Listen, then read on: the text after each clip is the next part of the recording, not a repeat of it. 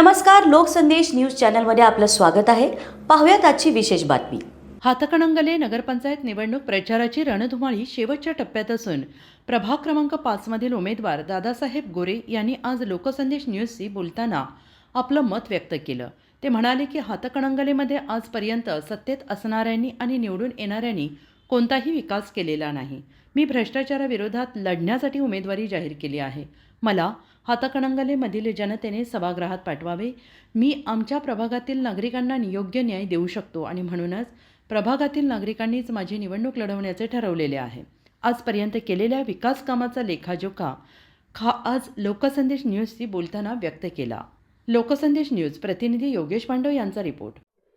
नमस्कार, मी योगेश. हातकणंगलेत नगरपंचायतीची निवडणुकीची रणधुमाळी सुरू आहे आणि आपण इच्छुक उमेदवारांच्या प्रतिक्रिया घेत आहोत. आपल्यासोबत आहेत प्रभाग क्रमांक 4 मधील दादासाहेब गोरे. जाणून घेऊया नेमकी त्यांची भूमिका या निवडणुकीबद्दल काय आहे. नमस्कार सर. नमस्कार. काय सांगाल, आपण निवडणूक काय लढवत आहात? पहिल्यापासून सामाजिक कार्याची आवड आहे.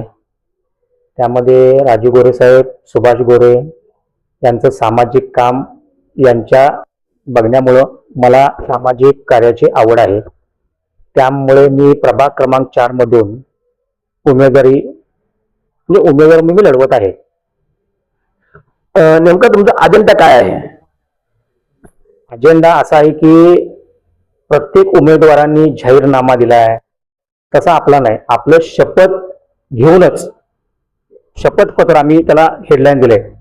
त्यामध्ये आम्ही मुलांना खेळण्यासाठी अद्यावत आणि बाग करणार आणि काका काकी व नाना नानी पार्क वयस्कर लोकांसाठी. त्याचबरोबर आपल्या प्रभागामध्ये निसर्गरम्य सानिध्यामध्ये 2 ते 2.5 किलोमीटरचा ओढा आहे आपला. त्यामध्ये चालण्यासाठी जॉगिंगचा ट्रॅक करणार आहे. त्याचबरोबर पावसाळ्यातून हायवेवरती सांगली कोल्हापूरला जे पाणी येते ते पाणी आम्ही जे होणारी दलदल ते कायमस्वरूपी म्हणजे कायमस्वरूपी त्याचा प्रश्न मार्गी लावणार आहे. त्याचबरोबर प्रभागामध्ये असलेले प्रश्न सभागृहात बाहेरून मांडता येत नाहीत. त्यासाठी आतमध्ये आवाजासाठी मला तुम्ही प्रभागाने नगरसेवक म्हणून निवडून द्यावं. त्याचबरोबर नगरपंचायतमध्ये मार्च 2022 पर्यंत जो काय शासकीय ऑडिट झाले त्यामध्ये लेखापरीक्षणमध्ये असं उघड झाले की साधारणतः 3,62,00,000 रुपये वसूल करण्यासाठी संबंधित अधिकाऱ्यावर कारवाई करा. ते मी सभागृहात गेल्यानंतर त्या गोष्टी मी करणार आहे. त्याचबरोबर प्रभागामध्ये सिद्धी फाउंडेशन हातकणंगलेमार्फत संपूर्ण CCTV बसवणार आहे. त्याचबरोबर नगरपंचायतमधील कारभार भ्रष्टाचारावर वचक ठेवण्यासाठी मला त्या प्रभागाने निवडून द्यायला पाहिजे. त्याचबरोबर आपले MSME समोर गाडी गोसावी डवरी समाज आहे त्यांचे जे घराचा प्रश्न आहे, प्रत्येक वेळा जे उमेदवार असतात गेले 20-25 वर्ष झालं तो नुसतं त्यांना आश्वासन देत आले आतापर्यंत. त्यांचा जो घरांचा प्रश्न आहे ते पूर्ण निकाली लावणार आहे. त्यामध्ये त्यांची नावं ह्याच्यामध्ये असेसमेंट असू दे किंवा 7/12ला त्यांची नावं लावून देण्याचा राजू गोरे साहेबांच्या माध्यमातून तो पूर्ण करण्याचा माझा प्रयत्न असणार आहे. गेल्या पंचवार्षिकमध्ये सत्ताधारी आणि विरोधक यांच्याबद्दल तुम्ही काय सांगाल? गेल्या वेळी सत्ताधाऱ्यांच्या बाबतीत बोललं तर प्रभागामध्ये ते फिरकलेच नाहीत, पहिला मुद्दा. दुसरा मुद्दा असा आहे की स्वच्छतेचा अभाव, पाणी, महिला सुरक्षतेचा प्रश्न आहे. त्यामुळे त्यांच्यावर न बोललेलं बरं आहे. सध्या आम्ही ऐकलं होतं की तुम्ही मतदारांचा घोळ झाला असा आवाज तुम्ही उठवला होता. काय झालं त्यापुढं? अशी 25 ते 27 नावं अशी आली आहेत की ती लोक तिथं राहतच नाहीत, पण ती मतदार यादीमध्ये नावं त्यांची दिसत आहेत. आम्ही पूर्ण प्रभागामध्ये जी काय 22 ते 30 नावं जी आलेली आहेत ती बघितली, पण ती लोक तिथं राहत नाही आहेत. त्यांचा पत्ता पेट्यावरचा दिलेला आहे, पण ती ऍक्च्युली लोक गावामध्ये राहत आहेत. त्याच्यामध्ये निवडणूक निर्णय अधिकाऱ्यांनी सर्वे करायला पाहिजे की बाबा ही लोक राहतात गावामध्ये पण प्रभाग क्रमांक 4 मध्ये त्यांचं मतदान आलेलं आहे. त्याचा निवडणूक निर्णय अधिकाऱ्यांनी त्याच्यावरती कडक भूमिका घेतली पाहिजे.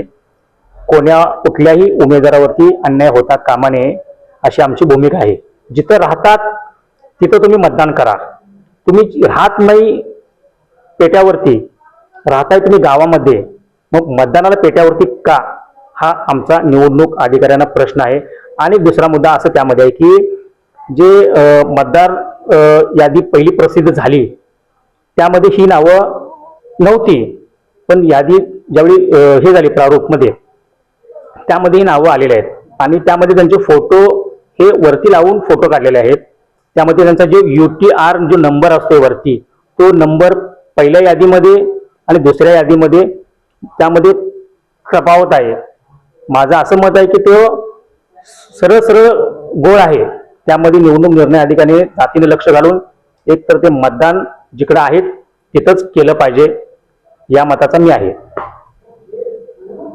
शेवटी तुम्ही मतदारांना काय संदेश द्याल? मतदारांना मी एवढंच सांगेन, 24 तास अवेलेबल असणारा मी माणूस आहे. कधीही मला फोन करा. फोन केल्यानंतर मी 5व्या मिनिटाला तुमच्याकडे असेल.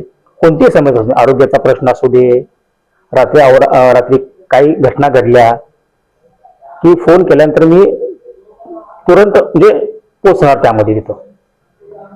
नक्कीच, धन्यवाद.